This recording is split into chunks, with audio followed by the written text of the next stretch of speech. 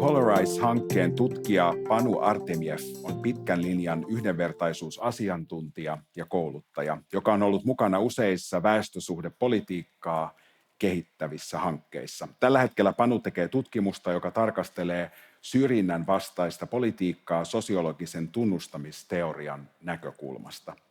Miksi toisten väestöryhmien tarinat ovat enemmän esillä kuin toisten? Entä miten rasismin vastainen kamppailu lisää lopulta kaikkien vapautta? Raikuvien aplodien saattelemana Panu Artemiev. Tervetuloa.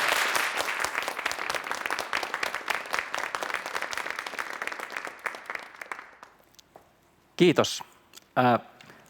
Oletteko koskaan miettinyt sitä, minkälaisia tarinoita eri maissa tai eri yhteiskunnissa tai yhteisöissä kerrotaan sen yhteiskunnan ehkä kenties kamppailuista tai sitä lähihistoriasta, minkä näköisiä ihmisiä niissä tarinoissa on, minkälaisia tilanteita niissä tarinoissa on ja minkälaisia tunteita ne tarinat välittää meille.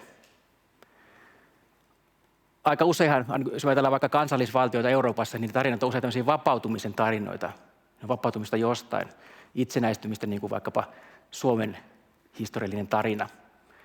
Mutta sitten niissä on myös aika usein, voi olla tämmöisiä moraalisia opetuksia, ne voi olla myös kasvamisen tarinoita, että sosiaalinen yhteisö on muuttunut johonkin suuntaan.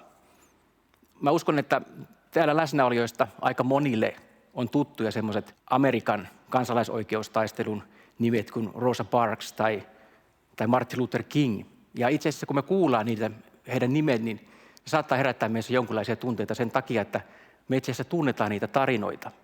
Mä oon osittain miettinyt sitä, että Barack Obaman karisma Yhdysvaltojen ulkopuolella, niin mihin se perustuu? Se ehkä perustuu aika paljon siihen, että ne tarinat, joita hän jatkaa, on meille tuttuja elokuvien, kirjojen ja tällaisten kulttuuristen artefaktien kautta. Ja se on aika kiinnostavaa. Ja jos me ajatellaan suomalaista yhteiskuntaa ja me pohditaan sitä, että minkälaisia tarinoita me kerrotaan täällä, minkälaisia ihmisiä niissä tarinoissa esiintyy ja minkälaisia tilanteita ne on, niin tuleeko samanlaisia tunteita, jos me ajatellaan vaikkapa Marko Stenrus puhuu romaneista? Kuinka moni teistä tietää, että kun Suomi liittyi 70-luvulla YK:n rasismin vastaiseen sopimukseen, niin Taito Lehmusta-niminen mies meni hänen lähimmälle huoltoasemalle ja kun hänelle myyty siellä kahvia, niin hän teki sitä poliisijutun, kun hän oli kuullut, että se on nyt syrjintää. Tämmöisiä tarinoita ei juuri kukaan tiedä. Joku ehkä on kuullut Nils Aslak Valkeapään runoista, mutta saamelaisten poliittinen tarinankerronta, onko se osa meidän yhteistä tarinaa? No, miksi mä puhun tästä nyt tässä on se, että mä luulen, että tämä liittyy tunnustamiseen. Siihen, että miten tämä yhteiskunta ja erilaiset yhteisöt tunnustaa ensinnäkin toisten ryhmien tarinoita ja voiko niistä tarinoista tulla myös mahdollisesti yhteisiä tarinoita. Ja ehkä myös kysyn sitä, että onko se välttämätöntä ja onko se tarpeellista, jotta me voidaan elää niin kuin yhdessä jossakin määrin ehkä myös rauhanomaisesti. Eli kysymys on vähemmistöjen kamppailujen tunnustamisesta yhteiskunnassa. Niin kuin tuo Jani Toivola tuossa kertoi, mä teen parhaillani tutkimusta, joka käsittelee sosiologista tunnustamisteoriaa. Mä koitan sen avulla jotenkin analysoida sitä, että millä tavalla yhteiskunnat pystyisivät vastaamaan syrjintään liittyviin kysymyksiin. Ja tässä tunnustamisteoriassa niin keskeinen asia on tämä tunnustamisen käsite, ja mä vähän avaan sitä, mitä se tarkoittaa. Mitä tarkoittaa tunnustaminen?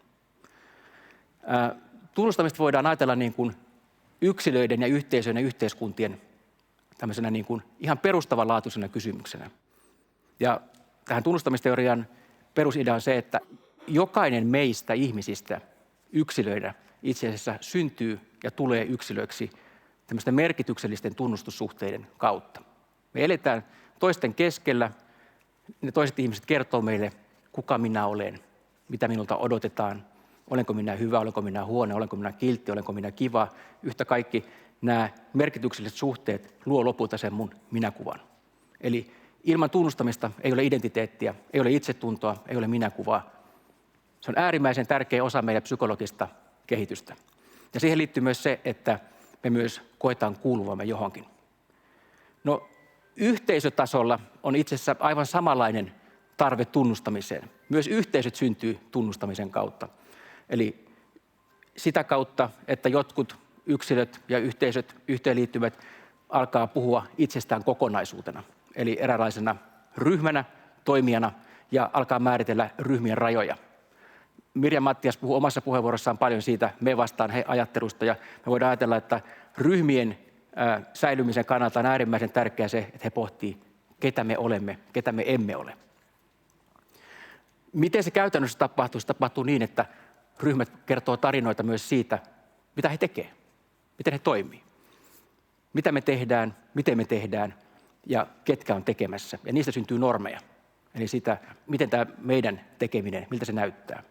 Ja niiden yksilöiden, ketkä haluaa kuulua niihin yhteisöihin, heidän tulee samaistua niihin normeihin ja heidän tulee esittää niitä normeja. Ja sitten näiden yhteisöjen sisälle näiden normien takia syntyy hierarkioita. Näiden hierarkioiden tarkoitus on itse asiassa säädellä sosiaalista etäisyyttä, eli sitä, ketkä on lähempänä sitä meidän ryhmää ja ketkä on kauempana sitä meidän ryhmää. Mutta sitten nämä yhteisöt ne myös haluaa asemaa yhteiskunnassa. Eli ne ei ole pelkästään itseensä sulkeutuneita, vaan ne kaipaa myös tunnustamista muilta.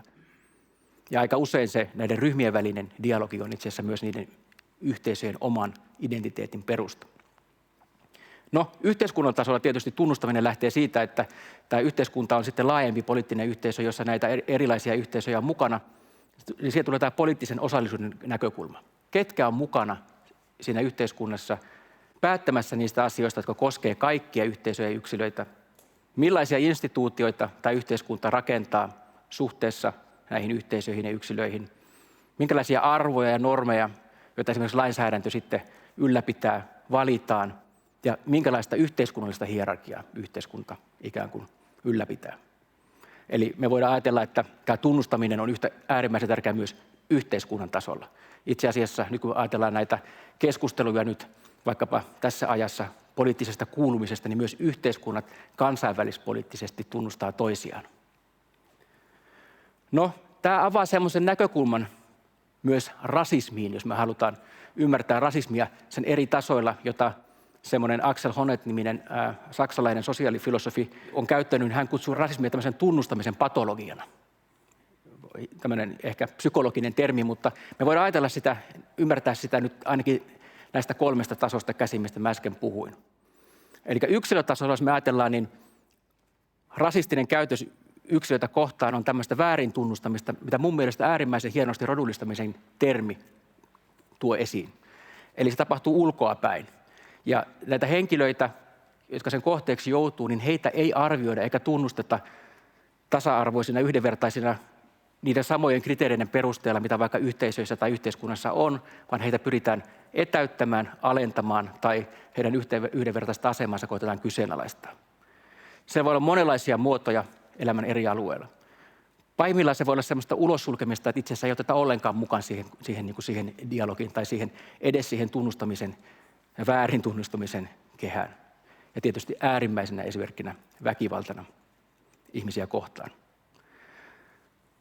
Yhteisöjen tasolla taas sitten, jos me halutaan ymmärtää rasismia sosiaalisena patologiana, niin myös yhteisöt voi joutua tämmöisen väärin tunnustamisen kohteeksi. Erityisesti toisten yhteisöjen taikka sitten yhteiskunnan taholta. Ja vaikkapa romanien historia voi olla esimerkki tämän tyyppisestä tilanteesta. Toisaalta myös yhteisöt itse, niin kuin mä puhun näistä ulkoryhmäsuhteista, niin sosiaalipsykologit ja poliittista historiaa tutkivat tietää, että myös näihin ryhmäytymisen muotoihin liittyy paljon elementtejä, mitkä tuottaa paljon negatiivista ja myös vihamielistä puhetta ulkoryhmään kuuluvista. Eli näitä ilmiöitä voidaan ajatella myös yhteisöjen väliseen tunnustamiseen ongelmaan. Sitten on myös sellainen ajatus, että kun yhteisössä on näitä hierarkioita, niin nämä yhteisön hierarkiat voi olla rasistisia. Eli kun niihin tulee erilaisia ihmisiä, niin ihmisten on hankalampi päästä mukaan niihin ja heitä etäytetään sen takia, että he eivät edusta jotakin tiettyä ihonväriä tai tiettyä kulttuurista tai uskonnollista ryhmää. Eli voidaan ajatella, että yhteisöjen tunnustamisen ongelmat voi liittyä niihin ulkosuhteisiin tai myös niiden sisällä tapahtuviin asioihin. No entä sitten yhteiskunnan tasolla? No yhteiskunnan tasolla tietysti kysymys on siitä pääsystä siihen poliittiseen yhteisöön. Ketkä on mukana siellä eduskunnassa, mistä Jani Toivolakin puhuu tänään, esimerkiksi Suomessa? Ketkä on päättämässä niistä asioista, joiden kautta tämä yhteinen yhteiskunta rakentuu? Ja ne instituutiot, mitkä on historiallisesti syntyneitä, ne voi ylläpitää näitä historiallisia väestösuhteita ja on mahdollista tunnistaa institutionaalista rasismia esimerkiksi jotakin ryhmiä kohtaan. Me voidaan mennä yhteiskuntien tasolla myös käydä keskustelua siitä, että mikä on se oikeudellinen asema, joka eri taustaisilla ihmisillä on. Meillä on yhdenvertaisuuslainsäädäntö, jonka mukaan kaikki on yhdenvertaisia, mutta myös tiedetään, että on erilaisia statuksia, niin kuin vaikkapa paperittomuus tai muu, jotka asettaa ihmiset erilaiseen asemaan. Ja sitten mä viittaan vielä tässä tähän viimeisessä kohdassa sellaisen ajatukseen, että on myös mahdollista, että yhteiskunnassa elää ryhmiä, joiden elämän säilymisen tai kulttuurin säilymisen edellytykset on jossakin määrin riippuvaisia siitä, voiko he säilyttää erillisyytensä tässä yhteiskunnassa. Ja yhteiskunta voi edellyttää tietynlaista assimilaatiota, joka on näiden ryhmien säilymisen kannalta iso ongelma. Mä kerron siitä kohta vielä lisää. No, tuo kuulostaa siltä, että tämä tunnustamiskamppailu olisi niin kuin läpeensä poliittista kamppailua ja tapahtuisi niin kuin demokraattisten instituutioiden puitteissa, mutta itse asiassa se on paljon monisyisempi ja monipuolisempi se näkökulma. Se ei ole laisinkaan pelkästään poliittista kamppailua, vaan itse asiassa niitä tunnustamisen kenttiä, joissa me yksilöinä ja mahdollisesti joidenkin ryhmien edustajina käydään arjessa sitä tunnustamisen niin sanottua dialogia on paljon. Esimerkiksi taide voi olla semmoinen kenttä, jolla me voidaan itseilmaisua tai yhteisöjenkin kulttuuria ylläpitää. Talousjärjestelmä, työelämä ehdottoman tärkeä suomalaisessa yhteiskunnassa esimerkiksi sen suhteen, että miten meitä tunnustetaan erityisinä osaajina, asiantuntijoina. Oikeuslaitos, tiede, media, miten mediakulttuuri kertoo eri ryhmistä, niihin kuuluvista yksilöistä, koulutus, vapaa-aika ja uskonnot. Eli käytännössä tämmöistä tunnustamisen kamppailua käydään kaikilla elämänalueilla. Ja jos me ajatellaan sitten vaikkapa, miten nämä erilaiset elämänkentät toimii, niin niissähän kaikissa on jossakin määrin omanlaisensa normatiiviset säännöt. Taiteen kentällä arvostetaan tietynlaista osaamista, tietynlaista ehkä esteettistä tai taidollista osaamista. Talouspuolella tai työelämässä, riippuen sitten missä alalla sä olet, tietynlaista uskonnossa, tietynlaista. Ja nämä eroaa, ikään kuin ne normatiiviset kriteerit eri elämänalueilla. Mutta sen lisäksi, että meillä on tämmöisiä eri elämänkenttien tämmöisiä niin kuin sääntöjä, niin niiden taustalla vaikuttaa hyvinkin voimakkaasti sellaiset normit, jotka ei välttämättä liity niihin yhteiskunnallisiin kenttiin sinänsä. Esimerkiksi sukupuolinormi, valkoisuuden normi, työelämäkansalaisuuden normi, keskiluokkaisuuden normi tai heteronormatiivisuus. Ne on sellaisia asioita, mitkä itse asiassa vaikuttaa meidän elämässä, kun me koitetaan saada tunnustusta noilla kentillä. Ja vaikka me ikään kuin toivottaisiin, että kaikki nämä yhteiskunnalliset kentät olisi ikään kuin jotenkin niin kuin tosi oikeudenmukaisia meille kaikille, niin meidän täytyy pystyä tunnistamaan ja tunnustamaan se, että niihin liittyy myös tämmöistä normatiivista ja yhdenvertaisuutta heikentävää toimintaa. No, mä palaan vielä hetkeksi tähän poliittisen kamppailun puoleen.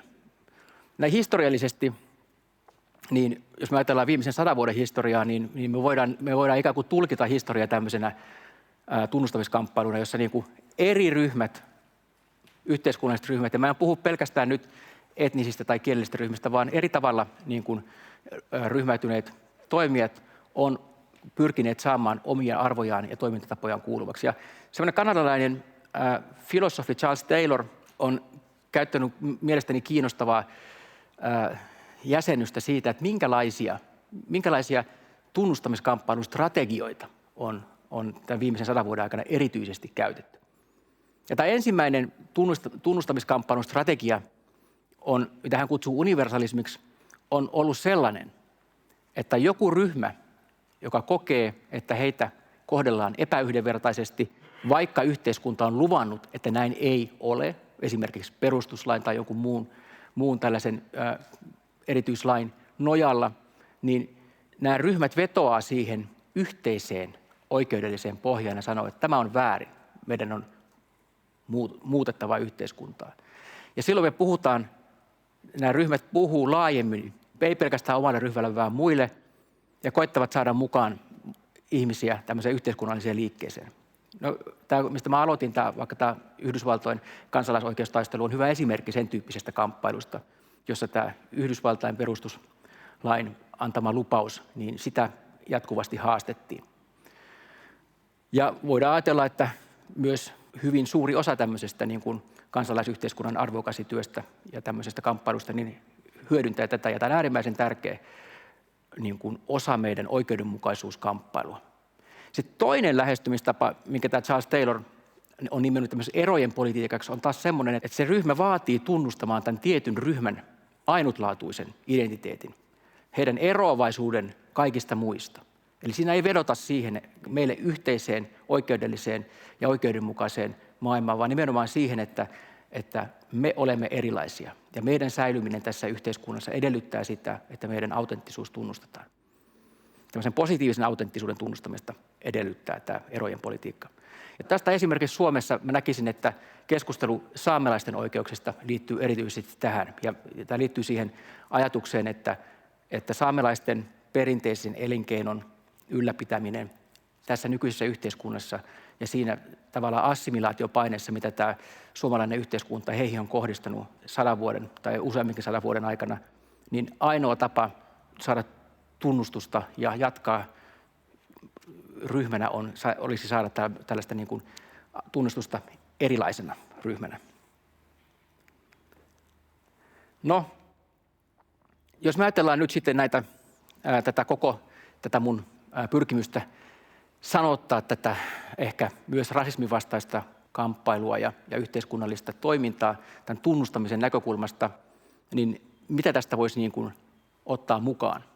No ensinnäkin meidän täytyisi kysyä sitä, että tämmöistä niin kuin tunnistamista ehkä yhteiskunnan tasolla.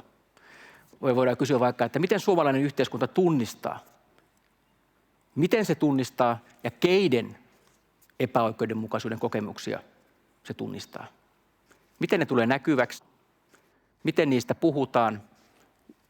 Ketkä niistä puhuu? Sitten toinen taso on se tunnustamisen taso. Miten näitä kokemuksia käsitellään eri instituutioissa laajemmin, ei pelkästään sen ryhmän sisällä tai ihan sen ympärillä, vaan demokraattisissa instituutioissa, mediassa, ja kokeeko nämä yksilöt ja yhteisöt tulevansa kuulluksi ja saavansa oikeutta. Ja viimeiseksi me voidaan kysyä, onko tämän tunnistamisen ja tunnustamisen jälkeen oltu valmiit toimimaan. Eli millaisia normatiivisia tai poliittisia toimia ollaan tehty ja ollaan valmiita tekemään tämän tilanteen korjaamiseksi niin, että nämä epäoikeudenmukaista kokevat ryhmät kokee saaneensa oikeutta ja tämä yhteiskunta muuttuu paremmaksi heille ja meille kaikille. Kiitos.